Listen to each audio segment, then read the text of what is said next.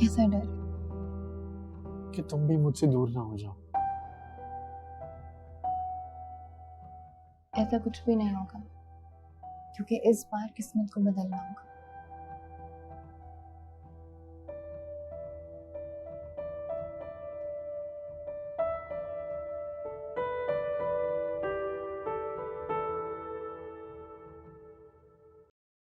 हाशिम बात कर रहा हूँ। तुम कौन बात कर रहे हो? जानते हो क्या कह रहे हो?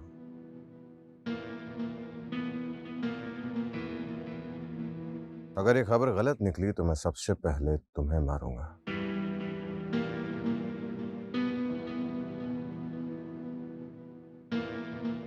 तुम्हें तुम्हारा इनाम मिल जाएगा, मगर ये बात किसी और को नहीं पता चलनी चाहिए।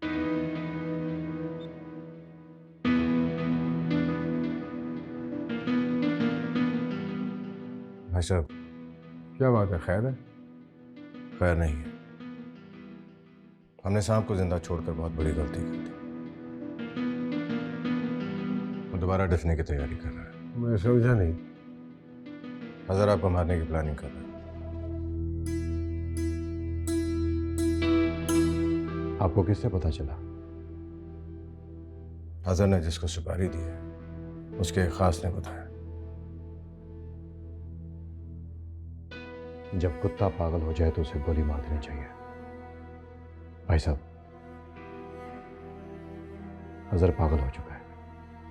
क्या हुक्म है आपका? मौत हर मसले का हल नहीं होती। और हर मसले का हल मौत होती तो फिर कोई भी फैसला बाकी ना रहे। इतना सब कुछ करने के बाद भी क्या आप उसे छोड़ देंगे? अरे कौन कह रहा है कि हम उसे छोड़ दें? मैं तो ये सोच रहा हूं कि उसको जान से मारना है या दिमाग से। क्या सोच रहे हैं भाई साहब? अजहर ने जो वहम पाल दिया है वो वहम इंसान को सोचने समझने की सलाहियत खो देता है। हमें इस वहम को निकालना है। अगर ये वहम निकल गया तो अजहर खुद ब खुद मर जाएगा।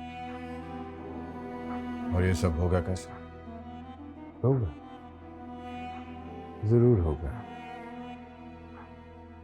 तुम दोनों एक काम करो, तुम दोनों को करना है।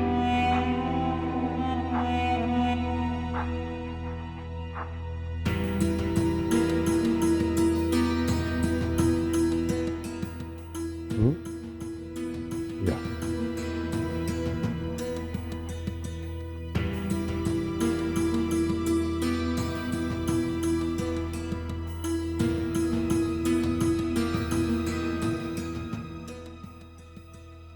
रजो, तुम्हें जरूर कोई गलत फहमी हुई है। गलत फहमी का सवाल ही नहीं पैदा होता मालकन। मैंने अपने कानों से सुना है, वो दोनों आपसे जरूर कुछ छिपा रहे हैं। गुलनार बीबी बार बार कह रही थी कि घर नहीं पता चलना चाहिए वरना सब बर्बाद हो जाएगा। अगर ऐसा है तो कोई बहुत बड़ी बात है जो सिर्फ कबीर और गुलनार जानते हैं। तो फिर आप छोटे मालिक से पूछ लेना। गुलनार बीबी तो बताने से रही। तुम कबीर को नहीं जानती, वो अपनी बात का बहुत पक्का है। अगर उसने गुलनार से वादा कर लिया है ना तो वो अपनी जुबान कभी भी नहीं खोलेगा। तो फिर आप डायरेक्ट गुलनार बीबी से पूछ लें। पूछना तो पड़ेगा ही, और इस अंदाज से कि उस पर जाहिर हो और ना भी। करेगी तो वह इनकार ही, लेकिन किसी टाइम उसकी जुबान जरूर लड़खड़ाएगी। वैसे गुलनार बीबी अब अपने घर भी नहीं जाती। पहले तो हफ्ते में 2-2 चक्कर लगाती थी। हाँ हाँ, मैंने 2-3 दफा उसे अपने कमरे से निकलते हुए भी देखा है। शक तो मुझे तब भी हुआ था, लेकिन मैं समझ नहीं पा रही थी कि क्या मुझसे छुपा रही है। कहीं छोटी बीबी ने आपकी कोई चीज तो नहीं चुरा ली?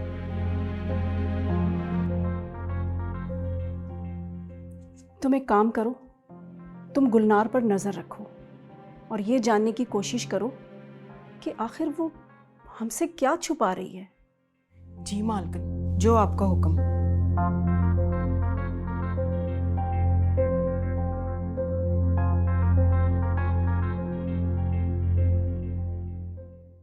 जैसा आपने कहा है वैसा ही होगा भाई साहब। अजहर दोबारा सर नहीं उठाएगा। हाँ, लेकिन अकेले मत जाना, हाशिम को साथ लेकर जाना। मैं संभाल लूंगा, भरोसा रखें मुझ पे। अरे भरोसा है, तभी तो कह रहा हूँ मैं। तो जज्बाती हो खामखा गुस्से में आके कोई उल्टी सीधी हरकत मत कर देना, इसलिए भेज रहा हूँ साथ। भाई साहब ठीक कह रहे हैं आप। तुम अकेले जाओ या मैं साथ जाऊं, मकसद तो हमारा एक ही है नहीं। और फिर अगर इस वक्त अजहर को कुछ हो गया तो सारे का सारा इल्जाम हमारे पे आएगा। मैं चाहता हूँ कि जंगल में शिकार भी हो जाए और किसी को पता भी ना चले। जी ठीक है भाई साहब, अगर फिर भी वो ना माने तो फोन करना मुझे, उस वक्त बताऊंगा क्या करना है, अभी नहीं। बस जाओ आप। चलो आते हैं।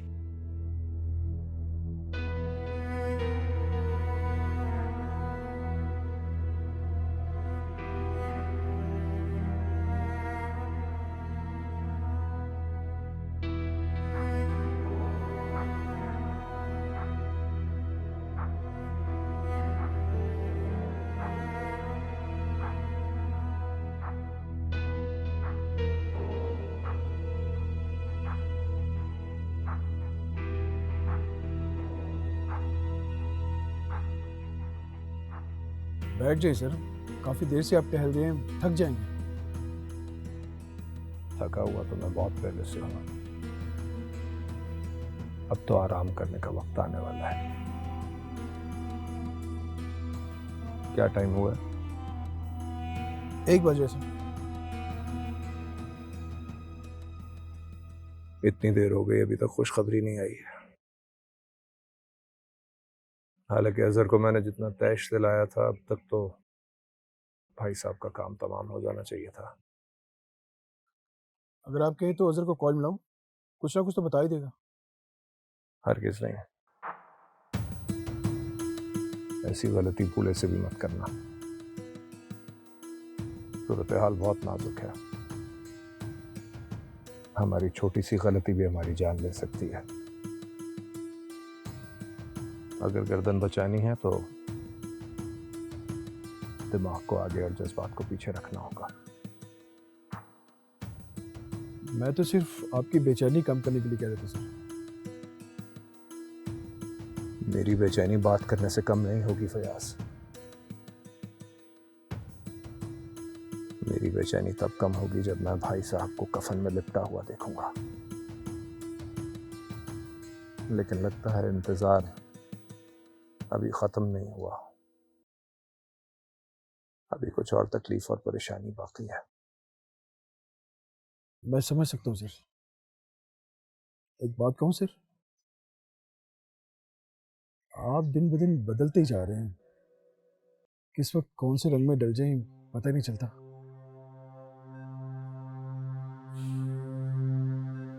बदलना पड़ता है फयाज, वरना दुनिया कुचल देती है। आज हम बदले हैं, कल हमारी वजह से दुनिया बदलेगी। तो तुम मारोगे भाई साहब को?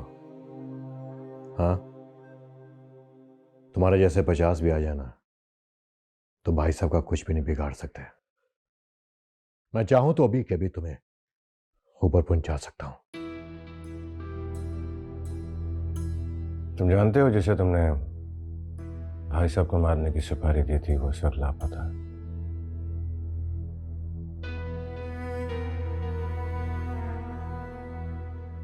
और तुम ये नहीं चाहोगे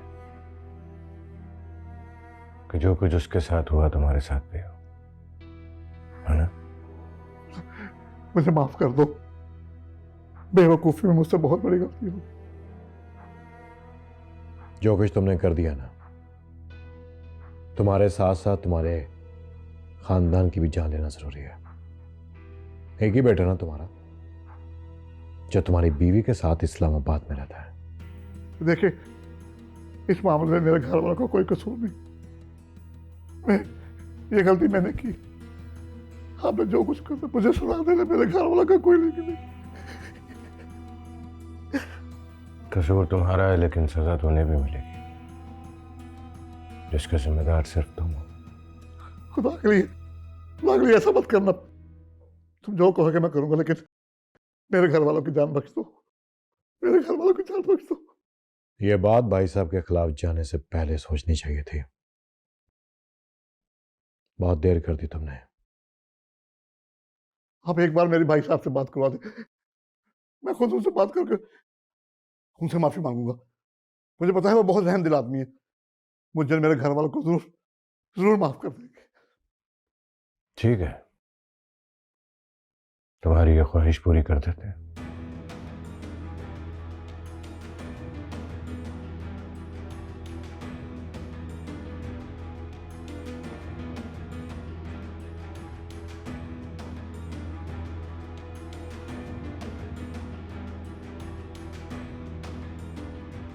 आयशा बाजार आपसे बात करना चाह रहा है।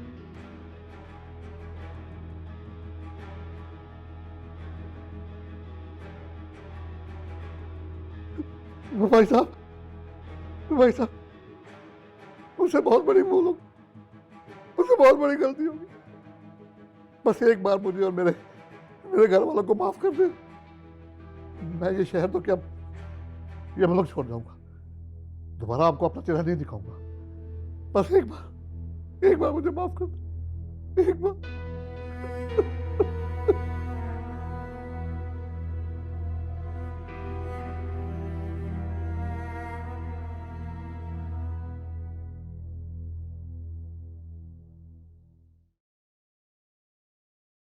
गाड़ी निकलवाना।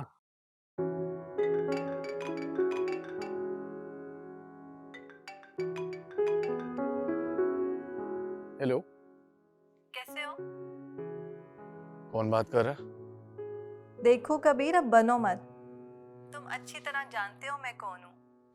अब तुम मुझे तंग कर रहे हो ना? ऋषभ? नहीं, लेडी डियाना बात कर रही हूँ। ताबूत में से बोल रही हूँ। फोन क्यों किया? तुमसे बात करने को दिल कर रहा था, इसीलिए कॉल कर ली। तुम्हें फोन करने से पहले अपॉइंटमेंट तो नहीं लेनी पड़ती?